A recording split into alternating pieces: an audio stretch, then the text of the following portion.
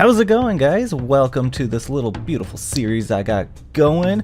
We're going to be talking about block palettes today and different building styles with said block palettes and how to use them properly.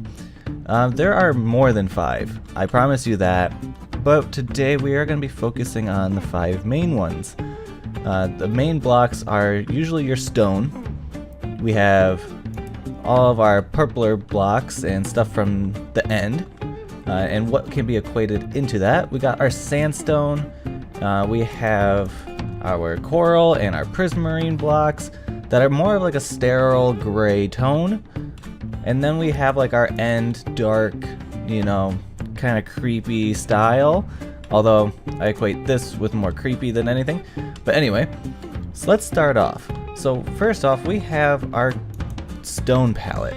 And this can equate to more grays. We can have some color with the green, the red, some orange from the acacia. If we go ahead and look, we can see that there is plenty of blocks that can be mixed with this. You can take colors and add them. You just have to do it sparingly. And by that I mean if we take some stuff and we build something, we can look and see what I mean by sparing color.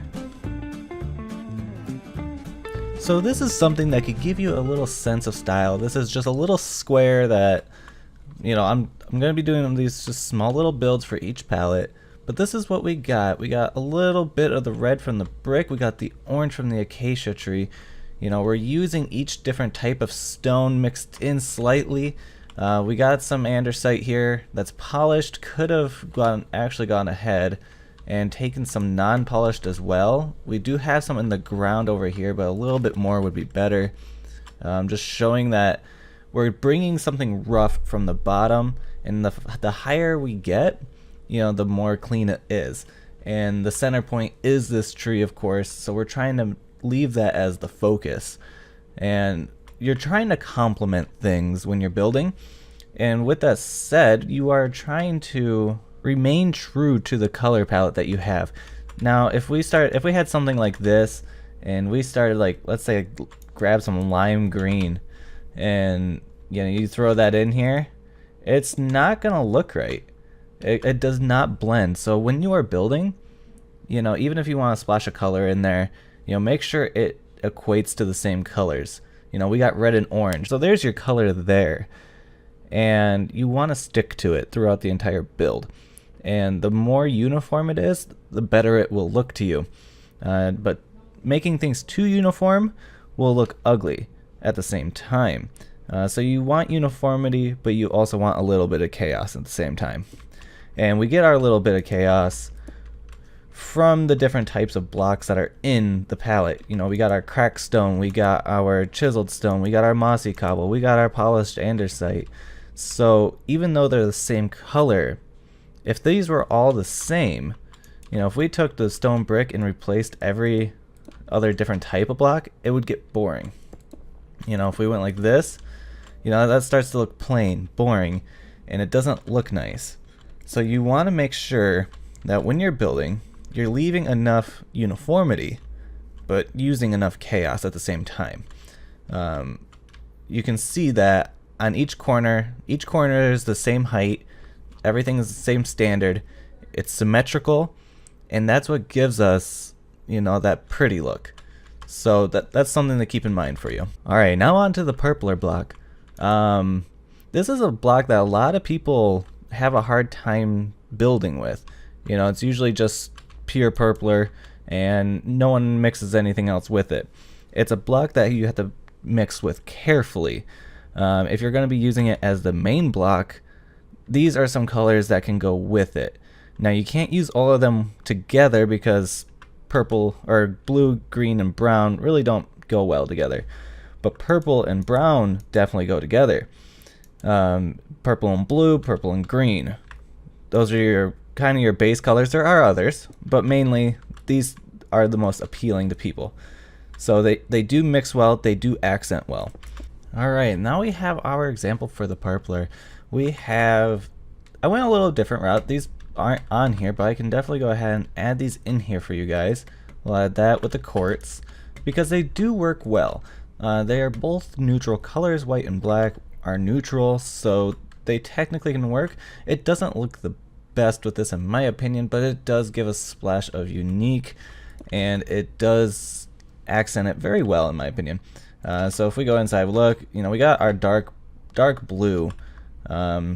Obviously this is on a very small scale, so we can't really hide the seams very well, but it would be a lot better if we could have like double thick walls, stuff like that, where we could have a different color interior than exterior. But for such a small building, it does work. And this is just an example of how you can combine different colors of different palettes to get your different designs. Once again, you can see that I am mixing the different blocks that we have. We have the pillar block and we have the regular block on the bottom that mixes with the stair, and then this is going up with the pillars. And then we got the blue glass in the middle. I'm using white concrete as the floor with the door, with the iron door there. And then I did bring in the dark blue concrete on top. We could like throw more brick up here to hide that blue, is what I would do. I'd do it with a slab like so, and that way it hides that blue from the outside and keeps the uniformity of the outside of the building. Preferably would use the same material that I use on the roof in the floor somewhere. So if we went like this, even like if we did that, it would make it look a lot better when it comes to the roof design.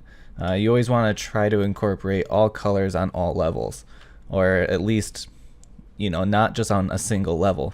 We had the purple in the middle, and then we had the dark on both ends, so they blend together. Next up we have sandstone. This is probably the most forgiving block you could ever build with. It goes with everything. The yellow, oh, okay, I will take that back. It does not go with everything. It doesn't go with purpler. That's just a horrible combo. The yellow and the purple. My opinion, I don't like it, so I never use it. Your opinion can be different, and you can do whatever the heck you want. But sandstone is definitely the most forgiving palette, because we can have any colors that we want. We have all the terracottas, we have all the concrete, all the fun colors that you can use. You can even go through with nether. You could go with nether stairs, you can go with quartz stairs, you could even throw in prismarine if you really wanted to. It doesn't look bad with it. Definitely an accent. The only thing that you do have to realize is that you have to still match your colors. So if you do choose to do pink, don't do it with like green, or probably the pink and the blue don't really mix well. You have to remember that any color can go with the sandstone, but you have to still play around with the other colors matching each other. You're still trying to find that palette.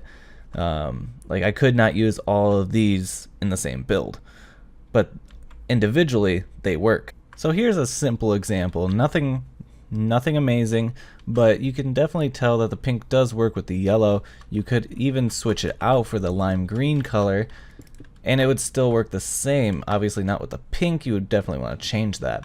But if you found another color that does work with green, you could put it inside, or accent it with that block. You just have to be careful of when you are combining with other stuff.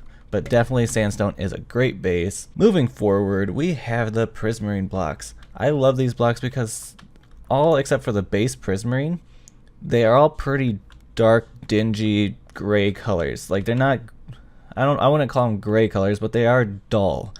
And you could do some really cool builds with these. Make something like post-apocalyptic style where everything's gray and bleak. And that's what I love about these kind of blocks. You can also make happy stuff too, if you mix in the right colors.